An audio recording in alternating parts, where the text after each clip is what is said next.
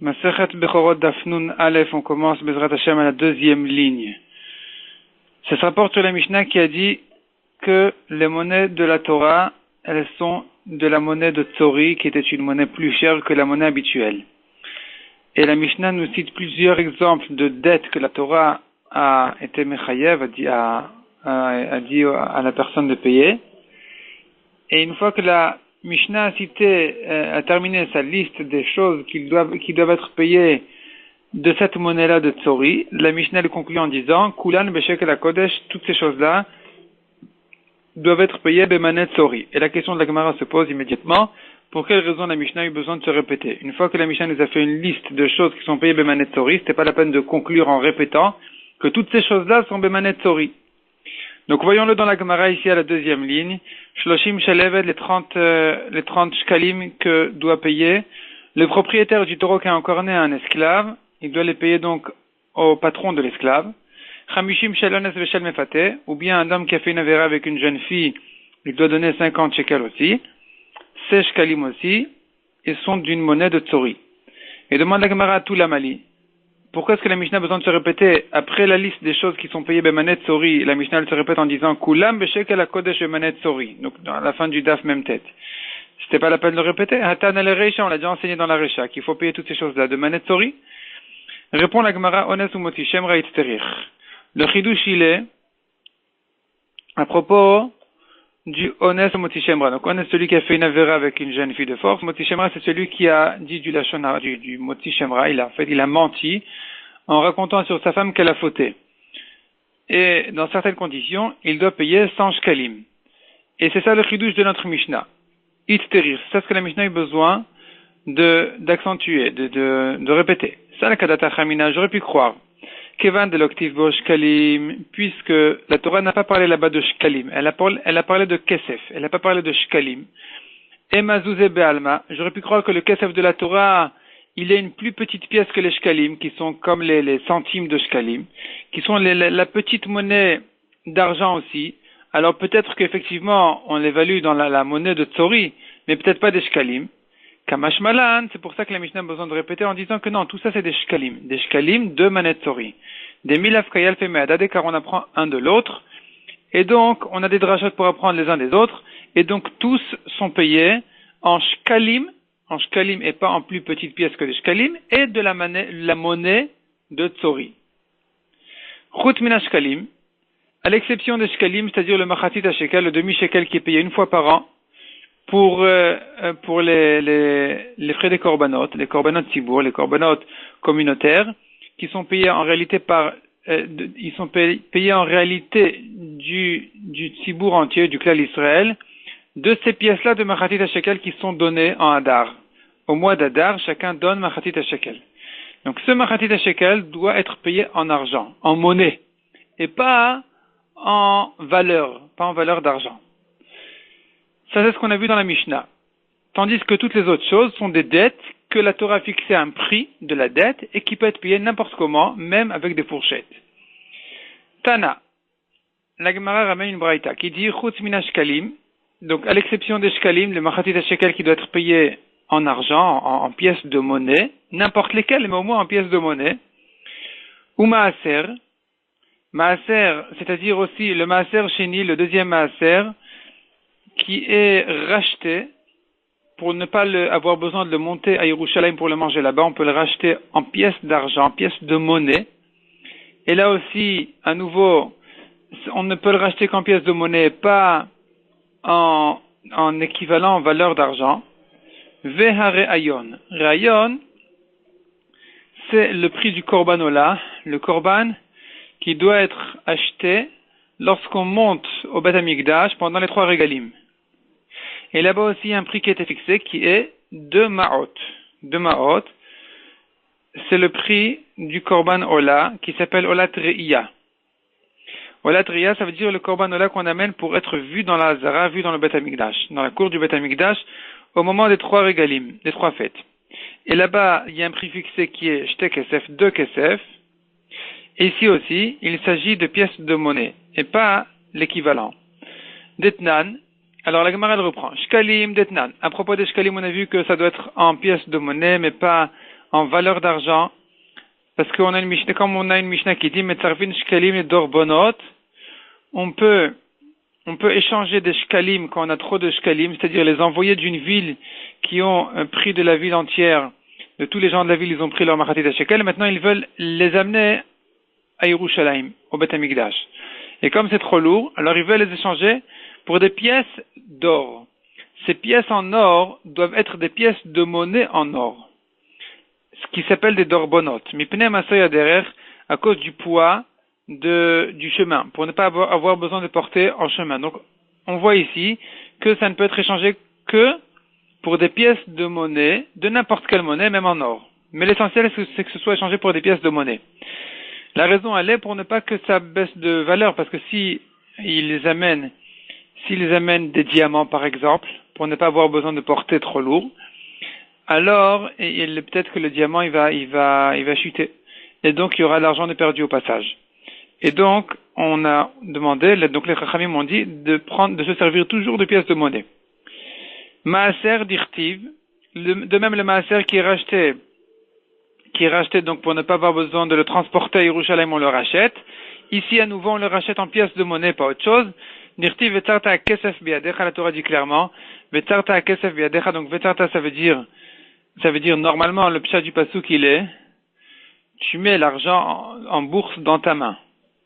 Donc tu prends une bourse d'argent dans ta main. Mais le mot vetarta, on le comprend aussi, que ça vient du langage de tsura, une forme. Donc il s'agit de pièces de monnaie qui ont vraiment une forme gravée sur la pièce, qui sert de pièce de monnaie. Donc là, c'est une xerat hakatuv. Donc la Torah nous a appris on ne peut racheter qu'avec des pièces de monnaie, pas autre chose. Ve'arayon, et enfin la troisième chose qui ne peut venir que de pièces de monnaie, Tane Rav Yosef, shelo yavi sigal azara, pour ne pas qu'il amène à la zara des miettes d'argent, donc pour ne pas qu'il amène de la matière, des petits morceaux de cette matière d'argent. Alors pour ça les Chachamim ont dit de n'amener que des pièces de monnaie. Rashi explique que c'est pas la raison.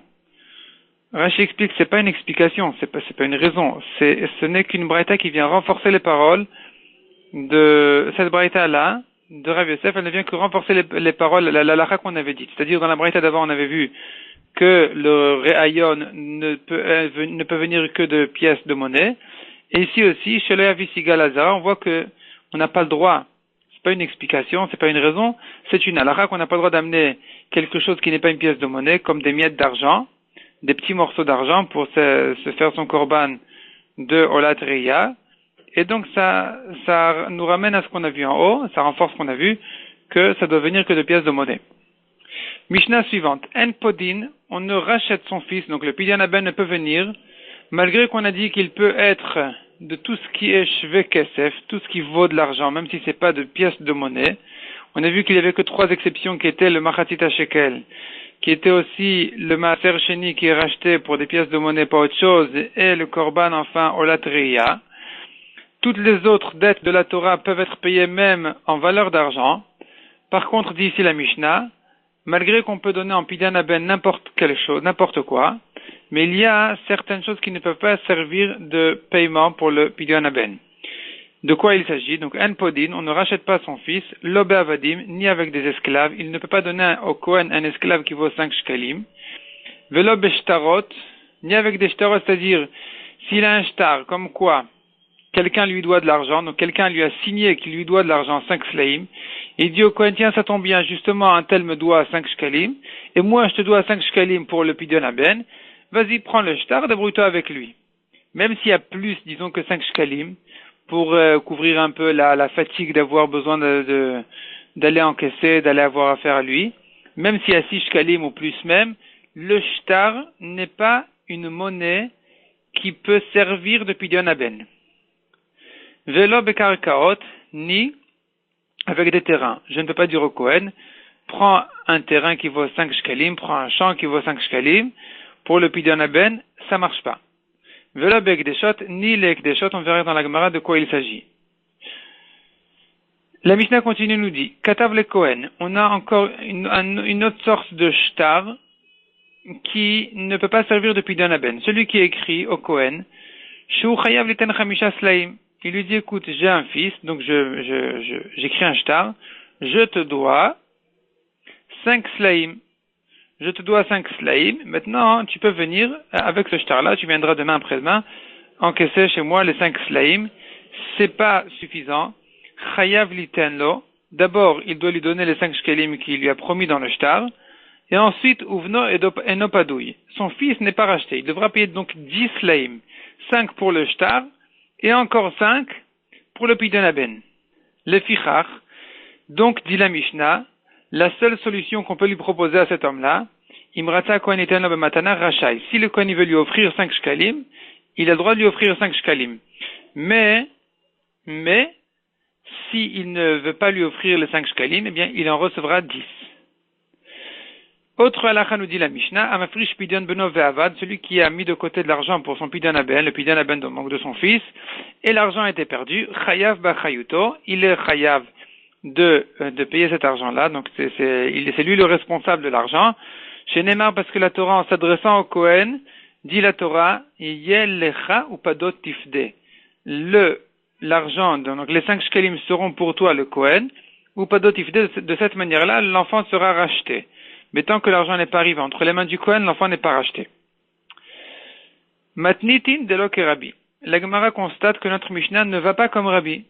Détaillé Rabbi Omer, Bakol podin bechor adam. On peut racheter, on peut faire le pidyon haben avec toute chose, chutz min shtarot, sauf les shtarot. Donc on voit de là que les esclaves et les terrains peuvent servir de pidyon haben. C'est que les shtarot qui ne peuvent pas servir de pidyon haben. Donc notre Mishnah ne pense pas comme Rabbi, puisque notre Mishnah a exclu toutes ces choses-là. Maïtama de Rabbi, quelle est la raison de Rabbi qui permet donc de racheter avec des avadim et des karkot, des esclaves et des terrains, et qui ne permet pas de racheter qu'avec des shtarot?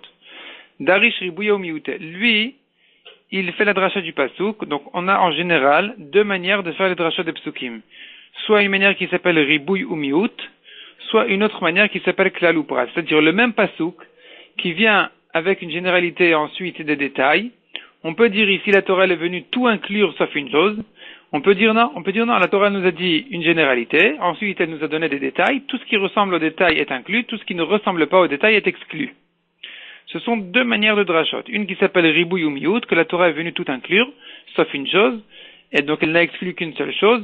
Soit on dit non, c'est klal ou prat, c'est-à-dire c'est une généralité avec des détails, et tout ce qui ressemble au détail est inclus, sinon non. Donc Rabbi pense ici, ribouy ou miouté. De quel pasuk il s'agit? La Torah nous dit ufduyav mi ben chodesh tifde. Ufduyav, c'est-à-dire ceux qui sont rachetés, les premiers-nés qui sont rachetés, mi ben chodesh depuis l'âge d'un mois, tifde, tu dois racheter. Riba, tout ça vient inclure, parce que la Torah n'a pas encore fixé de prix. Be'erkecha kesef chameshet shkalim, quand la Torah continue et fixe un prix en disant dans ta valeur d'argent de 5 shkalim, miet, ici la Torah, elle a exclu. Et ensuite, quand la Torah elle se répète en disant à nouveau tifde, tu rachèteras riba. Ça vient à nouveau inclure. Donc on a un pasouk qui est en fait riba ou miet riba. Au début, on a un ribouille, ensuite on a un miout qui exclut, qui vient diminuer, ensuite on a un ribouille qui vient à nouveau ajouter. Riba akol, on a tout inclus. Maï rabbe rabbe kol mile. Qu'est-ce qu'on inclut? On a tout inclus. Ou maï miet, qu'est-ce qu'on a exclu? Miet shtarot. On n'exclut qu'une seule chose. Et donc la première chose à exclure, c'est les shtarot. Donc on ne peut pas racheter son fils, on ne peut pas donner au Kohen un shtar en tant que pidyon haben. De quel shtar il s'agit? Comme on a vu dans la Mishnah, un tel me doit de l'argent et je fais passer sa signature au Kohen. Ça ne marche pas pour le pidyon haben. Ça, c'est la dracha de Rabbi. Tandis que notre Mishnah qui ne pense pas comme ça, donc Vera Banan, quel dracha ils font? Dar chez klal ou prat. Ils font la dracha de klal ou prat. Ufduyav mi ben chodesh klal. Le début du pasuk, avant que la Torah n'ait fixé de prix, elle a dit tu le rachètes à partir d'un mois, c'est un klal. Ber kecha kesef chameshet shkalim prat. Quand la Torah a fixé un prix, c'est un détail déjà. Tifde, à la fin du pasuk, qui dit tu rachèteras chazar ve kalal. À nouveau, c'est un klal. Et donc on fait une rachat de klal ou prat ou klal, yatadan la kana prat. Tu n'inclus que ce qui ressemble au détail. Ma prat meforash. De même que le détail, il est clair qu'il s'agit de quoi?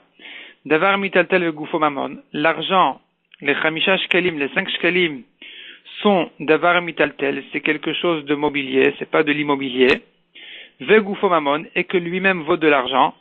Afkol davar mitaltel vegufo mamon, on a inclus toute chose qui est pareille, donc qui est mobilier et qui lui-même est de l'argent. Yatsu karkaot, et a une valeur d'argent. Yatsu karkaot shen mitaltelin, on a exclu les terrains qui sont immobiliers. Yatsu avadim shoukshu les karkaot, on a exclu automatiquement avec les karkaot, avec les terrains, on exclut toujours les esclaves parce qu'ils vont ensemble. Il y a un passou qui met en ékesh en rapport les esclaves avec les karkaot. Donc automatiquement les esclaves ont été exclus en même temps que les terrains. Yatsu shtarot, on exclut aussi les shtarot, shafalpi shem mitaltelin. Malgré que les shtarot, ils sont mobiliers, c'est pas des karkaot, c'est pas des terrains, mais cependant, ils ne ressemblent pas aux 5 shkalim, qui est le prat, qui est le détail, parce que en gufan mamon. Le shtar n'est pas lui-même de l'argent. Il est la preuve qu'un tel me doit de l'argent. Il est un moyen d'encaisser de l'argent, mais lui-même n'est pas de l'argent, c'est un morceau de papier. Un morceau de papier, c'est pas de l'argent, ça n'a pas de valeur d'argent. Et donc, on ne peut pas s'en servir pour le pidyon aben, parce que ça ne ressemble pas aux 5 shkalim.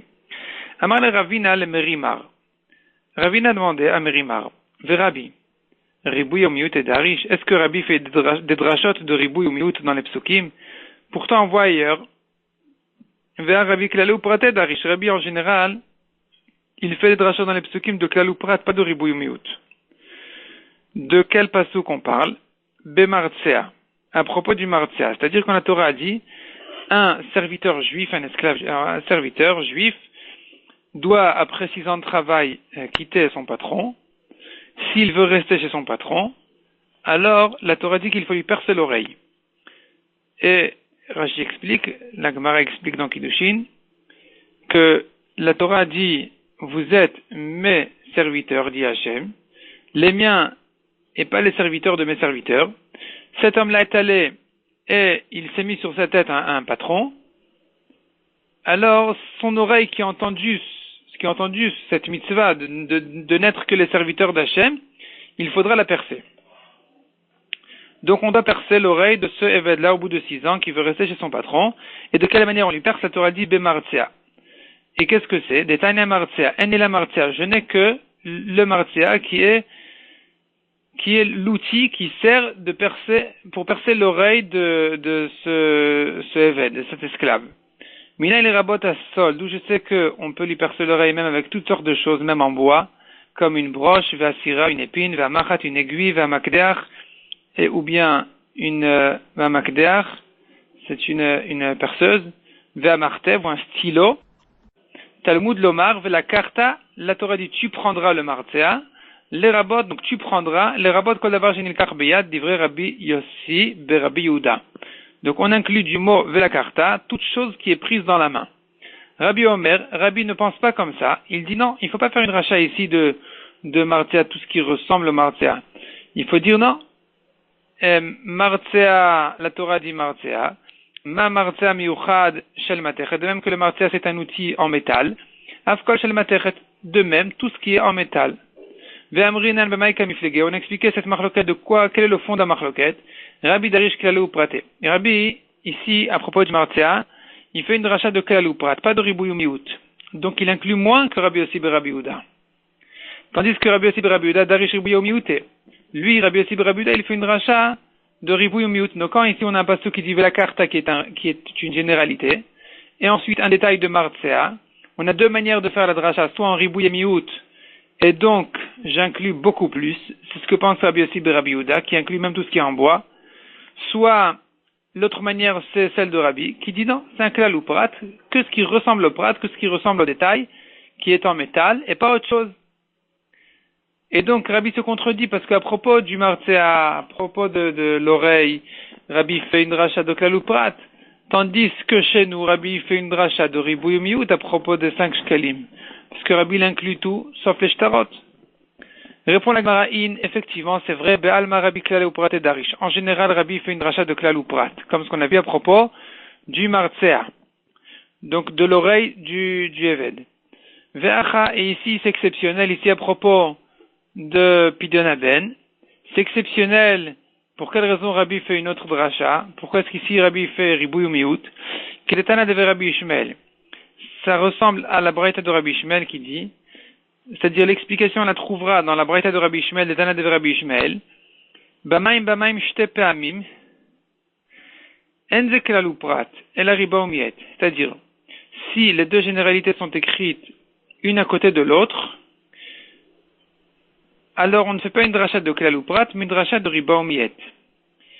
Et l'exemple que Rabbi Ishmael ramène, c'est le passage qui dit Bamaim. Là-bas, on a une généralité de Bamaim. La Torah dit dans les eaux. Et là-bas, la Torah, elle parle des poissons cachers. Elle dit s'ils ont des écailles et des nageoires, ils sont cachers. Et là-bas, la Torah, elle détaille dans quelle eau se trouvent ces poissons-là en question. Dans les fleuves et dans les mers. Donc, on a une généralité qui dit dans les eaux. La Torah, elle se répète une deuxième fois, elle dit dans les eaux. Et après, les deux généralités, elle dit le détail, qui sont les fleuves et les mers, dont le point commun est que c'est de l'eau qui jaillit. Et de là, je comprends que si c'est pas de l'eau qui jaillit, mais par exemple de l'eau de pluie, il n'y a pas besoin que le poisson ait d'écailles et de nageoires. On peut le manger même sans ça. Et ici, à nouveau, on se posera la question, est-ce qu'on fait la dracha de klal uprat ou de ribouy ou miout? Et justement est venu donc la dracha de Rabbi Ishmael, la braïta de Rabbi Ishmael pour nous dire que puisque les deux généralités sont écrites une à côté de l'autre, alors tu ne fais pas de dracha ici de klal uprat. Donc bamaim shte pe'amim deux fois c'est écrit une à côté de l'autre. En de klal uprat. C'est pas un klal uprat, et la riba umiet. On fait une dracha de ribouy ou miout. Et donc, chez nous aussi à propos de Pidyon Haben, où la Torah n'a pas dit les deux klalim, un avant le prat et un après le prat, mais les deux klalim sont écrits avant le prat, avant le détail. Alors ici aussi, on dira selon Rabbi que exceptionnellement on ne fait pas une dracha de klal ou prat, mais une dracha de ribouy ou miout. Verabanan. Et les Rabbanan qui ne pensent pas comme ça, qui disent qu'on fait dans Pidyon Haben aussi une dracha de klal ou prat. Et c'est ça la raison de Rabbanan qui ont tout exclu. Pas que les shtarot, mais même les terrains et les esclaves. Donc, qu'est-ce qu'ils vont répondre à cette question? Pourtant, les deux généralités, les deux klalim sont écrits un côté de l'autre. Rabbanan répond la Gemara, Amre, Kedam Rinan Bemarava, comme ce qu'on dit en Eretz Israël. Kol makom shetamoteh shte klalot asmuchim zelazeh. À chaque fois que tu trouves deux klalot qui sont un à côté de l'autre, hatel prat benehem, tu mets le détail, le prat entre les deux, vedunam beklal ou prat, et tu peux, t'en servir de dracha de klal ou prat. Donc ici, en Eretz Israël, on ne disait pas comme la braïta de Rabbi Ishmael. Les Rabbanan donc ne pensent pas comme ça, ils pensent comme si les deux klalot sont écrits un côté de l'autre, on peut faire une dracha de klal ou prat ou klal. Et c'est pour ça qu'on en est arrivé donc à la dracha de Rabbanan qui disent que i'atadan elaken prat, c'est-à-dire tu ne peux inclure que ce qui ressemble au détail, qui est donc quelque chose de mobilier, puisque le détail c'est de 5 shkalim, on exclut immédiatement les terrains et les esclaves qui vont avec. Tandis que Rabbi ne fait pas cette dracha-là qui dit que ça doit ressembler au détail, mais tout a été inclus sauf une chose, donc on inclut même les terrains et les avadim, et les esclaves. Donc on peut faire Pidyon Haben selon Rabbi, avec des terrains et avec des esclaves. La Gemara continue ici à la dernière ligne, et ramène la suite de la Mishnah. Au milieu de la Mishnah, on avait tout d'un coup deux mots qui étaient incompréhensibles. Velo be'ekdeshot. Donc on a dit que le Pidyon Haben ne peut pas être fait, ni avec des avadim, des esclaves, ni avec des shterot, ni avec des terrains, ni avec des ekdeshot. Et la Gemara demande, Pshita, c'est évident que je ne peux pas payer le Pidyon Haben avec quelque chose qui a déjà été sanctifié au Beth Amikdash, qui est déjà Ekdesh. L'avdideninu, c'est pas lui, ça ne lui appartient pas, ça appartient pas au père du premier-né. Donc évidemment qu'il ne peut pas racheter son fils avec du Ekdesh. Répond la Gemara Eima, il faut lire la Mishnah de la manière suivante, donc on tourne la page. Velo Ekdeshot bechol elu. Ni les Ekdeshot, de même que le Pidyon Haben ne se fait pas de toutes ces choses-là, de la même manière, les Ekdeshot, ce qui a été sanctifié, ne peut pas être racheté avec une de toutes ces choses-là. Donc on ne rachète pas du Ekdesh, ni avec des esclaves, de dire que la Kedusha va passer à l'esclave et que le Ekdesh va sortir les choulines, ni avec des shtarot, ni avec des terrains. Donc c'est pas que on ne fait pas le pidyon haben avec ces quatre choses-là, ni avadim, ni shtarot, ni karkaot, ni ekdeshot. C'est pas comme ça qu'il faut lire la Mishnah. Mais il faut lire la Mishnah autrement. Pidyon haben ne se fait pas avec ces trois choses-là qui sont avadim, shtarot et karkaot. Velo bekdeshot, c'est-à-dire les ekdeshot non plus, on ne les rachète pas avec une de ces trois choses-là qui sont avadim, shtarot et karkaot. On continue maintenant la première ligne de Amud Bet. Katav le Kohen shu chayav le chamisha slaim. Celui qui a écrit au Kohen, je te dois 5 slaim, chayav litano, il lui doit donc 5 slaim, plus le pidyon haben. Ça fait 10. Amar Ula dvar Torah bno padouy. Ula dit que Minatora en réalité, il aurait pu faire le pidyon haben de cette manière-là, l'iksheiten. Dès qu'il donne les 5 slaim qu'il lui a promis dans le shtar, le fils est racheté, le pidyon est bon.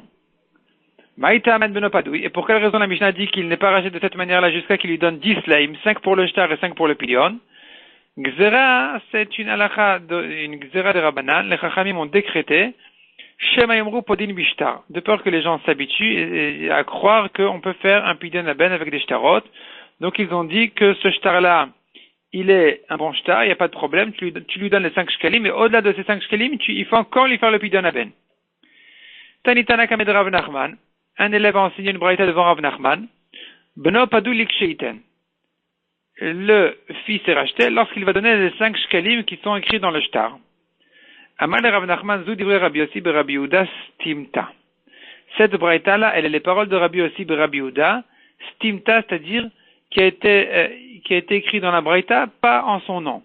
Donc c'est une braïta stuma, une braïta fermée qui n'a pas précisé au nom de qui elle est. En réalité, elle est les paroles de Rabbi Yossi de Rabbi Yehuda qui pensent comme ça. Ve'amri la, il y en a qui disent d'Ivra Rabbi Elazar be Rabbi Shimon stimta. Ça, il y en a qui disent que c'est les paroles de Rabbi Elazar be Rabbi Shimon, que la Braïta a dit cette halakha mais pas en son nom. Aval Chachamim omrim, en bno padoui. Mais selon Chachamim, c'est pas comme ça. Le fils n'est pas racheté avec ce shtar-là, même lorsque le père va lui donner les 5 shkalim. Ve'il cheta en bno padoui. Et c'est comme ça l'halakha, que le fils n'est pas racheté avec un shtar pareil. La Mishnah à la Gemara continue que donc si le Kohen maintenant il veut effectivement lui rendre cet argent-là en cadeau, c'est possible. Mais sinon, il ne peut pas. Mais sinon, il n'y a pas de solution, il sera obligé de lui donner tous les 10 shkalim.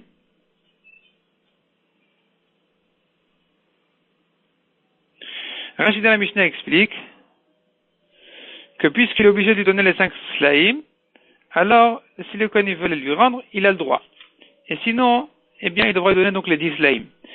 Tanina la detanu Rabbanan, on a enseigné dans notre Mishnah, ce qu'on a vu dans la Braïta, qui dit, Natno netano le asara kohanim bevatachat. Si il a donné le pidyon à 10 kohanim en même temps, donc il a placé devant 10 kohanim les 5 skelim et il est parti, il leur a dit, débrouillez-vous entre vous. Yatsa, il les quitte. De même s'il a donné un sela à un Kohen, un demi-sela, il a fait machatita shekel à 10 Kohanim. Chacun il a donné machatita shekel, un demi-shekel jusqu'à qu'il a terminé les 5 slaim. Yata il les quitte aussi. Netalo verzirolo yata. Si le Kohen a pris les 5 shekelim et il les a rendus au père, le père aussi est quitte. Vekachaya minagosh al Rabbi Tarfon. Rabbi Tarfon aussi faisait comme ça. Rabbi Tarfon qui était Kohen qui recevait donc des pidyon haben. Il avait l'habitude de faire comme ça, chez Enotel ou Marzir. Il avait l'habitude de prendre le pidyon haben et le rendre au père. Ou que chez Shamou Chachamim Adavar, quand les Chachamim ont entendu cette habitude de Rabbi Tarfon, Amrou ki yamza alachazu. Celui-là accomplit cette halakha. Alachazu veut tout l'or. Est-ce que ce n'est que cette halakha que Rabbi Tarfon a accompli et pas les autres? Et la kiyam ze af alachazu. Même cette halakha-là, il a accompli que le Kohen a le droit de rendre l'argent au père. Il n'y a pas de problème, le fils sera racheté quand même. Rabbi Chanina, autre histoire, raconte la Gemara. Rabbi Chanina, qui était aussi Kohen, Avar Ragil Veshakil ou Mehader. Il avait l'habitude de prendre le pidyon haben, les pièces, et les rendre. Chaziela ou Gavra. Il a vu une fois un homme, de Avaka Azil Ve'atikame. Donc le père lui avait donné le pidyon haben, et il faisait des allers-retours devant lui. pour lui, en attendant que Rabbi Hanina lui rende l'argent. À Marle, alors Rabbi Hanina lui a dit, le gamrat vieyivat, tu n'as pas donné de plein cœur, tu n'as pas vraiment donné. C'est-à-dire, tu n'avais pas l'intention de donner définitivement. Midam bish, c'est une mauvaise chose. Hilkach en bnopadoui. Pour cela, le fils n'est pas racheté. Si tu ne me donnes pas avec l'intention que je puisse garder l'argent, et tu attends que je te rende l'argent, c'est pas mon pidyon aben. On a vu ensuite dans la Mishnah, celui qui a mis de côté l'argent de son pidyon aben, du pidyon aben de son fils, et l'argent a été perdu, chayav bachayuto, il est chayav quand même de donner l'argent au Kohen. Menalan, dont on l'apprend, dont c'est ça. Amar Rabbi Shimon Lakish, Atia erech merechin. On fait une xerashava d'erechin. Erechin, c'est quelqu'un qui a fait un vœu, qui a fait un éder, de donner sa valeur ou la valeur d'un tel, de quelqu'un, au Beth Amikdash. Et là-bas aussi, tant qu'il n'a pas donné, il n'est pas quitte. Même s'il a réservé l'argent et qu'il a perdu, il est quand même chayav. Et donc ici aussi, en ce qui concerne le Pidyon Aben, on fait une xerashava de erech. Ici c'est écrit erech, là-bas c'est écrit erech. De même que là-bas il n'est quitte que quand il a donné, ici aussi il n'est quitte que quand il a donné. Rav di Miyama Rabbi Yonatan, deuxième dracha. Vechol bechor banecha tifde. Donc, les premiers nés de tes enfants, tu rachèteras. Velo yeraou panay rekam. Et ma face ne sera pas vue les mains vides. C'est-à-dire, lorsque tu montes au Beth Amikdash, dans la Hazara, dans la cour du Beth Amikdash, pendant les trois régalim, les trois fêtes, tu dois venir avec quelque chose. Pas les mains vides. Avec un korban ola. Veyalif rekam meolat riya. Donc, on apprend une xerashava du korban olat riya. Ma olat riya chayav bachayuto. De même que le korban olat riya, s'il a réservé qu'il a perdu, il est quand même chayav, parce qu'il n'a pas le droit de monter dans la zar les mains vides. Donc dire, j'ai mis de côté un petit agneau, un mouton, en tant que korban ola, et je l'ai perdu, que faire? C'est pas grave, je monte maintenant les mains vides. C'est pas, il n'a pas le droit de faire ça, parce qu'il n'a pas le droit de venir les mains vides, même si il a perdu, il avait déjà réservé un korban. Donc de même que là-bas, il est chayav bachayuto, il est quand même chayav, il est responsable du korban qui a été perdu, af pidyon aben chayav bachayuto, de même pour le pidyon aben, il est responsable de l'argent qui a été perdu. Donc tant que l'argent n'est pas arrivé entre les mains du Kohen, le fils n'est pas padou, il n'est pas racheté. Matkifla Rav Papa. Demande Rav Papa, qu'est-ce que c'est que toutes ces drachotes-là? On fait deux drachotes ici pour nous expliquer pour quelle raison, d'où je sais que celui qui a mis de côté l'argent qu'il a perdu, il est quand même responsable. Kra lekra. Est-ce que j'ai besoin de pasouk pour un pasouk? On a déjà dit dans la Mishnah de quel pasouk on apprend cette halakha. Donc on n'a pas besoin d'amener d'autres psukim ici. Est-ce que les autres psukim ils viennent renforcer le premier pasouk? Est-ce que le pasouk a besoin d'un autre pasouk pour être renforcé? On a déjà vu dans la Mishnah que la dracha elle est du pasouk qui dit que la Torah dit au Kohen prends l'argent et le fils est racheté. Donc dès que tu as pris l'argent, il est racheté, pas avant. Donc c'est tout, on a déjà une dracha. Et la marafapa. Ah, kedektanetama. L'alacha à propos du pidyon aben, c'est-à-dire tant qu'il n'a pas donné l'argent au Kohen, le fils n'est pas racheté, le père n'est pas quitte, il est responsable de l'argent. Donc c'est ça, comme ce que la Mishnah elle-même explique. Yelecha, arpadodivde, lorsque l'argent arrivera entre tes mains du Kohen, à ce moment-là il sera racheté, pas avant. Mechitma de Resh Lakish, et sur quoi se rapporte donc l'alacha de Resh Lakish, la dracha de Resh Lakish? Aresha Itmar, se rapporte sur la Resha, sur les Mishnayot précédentes, qui ont dit, met l'achar shloshim yom, si l'enfant est mort après les 30 jours, donc il est né, et après qu'il avait déjà 30 jours, il est mort, afalpi shel nataniten, même si le père n'a pas encore donné de pidyon aben, il est chayav de donner le pidyon aben. Donc son fils est dans la tombe, et lui, il doit maintenant venir chez le Kohen et lui dire, je rachète ce fils-là. Menalan, d'où on sait ça? Amar Rabbi Shimon ben Lakish. Sur ça vient la dracha de Resh Lakish, Atia erech merechin, qu'on apprend de Xerashava de erechin. Donc malgré que la personne est morte, il est quand même chayav de donner sa valeur. S'il a promis une valeur, il doit donner. Rav di Miyama Rabbi Yonatan. Et la deuxième dracha vient aussi sur ce même cas-là. Vechol bechor banecha tifde, velo yeraou panay rekam. Donc on apprend du Ekesh entre pidyon aben et olat reya. Donc, olat reya qui est le korban qu'il faut amener lorsqu'on vient se faire voir dans la Hazara. Malhalan yorshin chayavin. De même que là-bas, les héritiers sont chayav.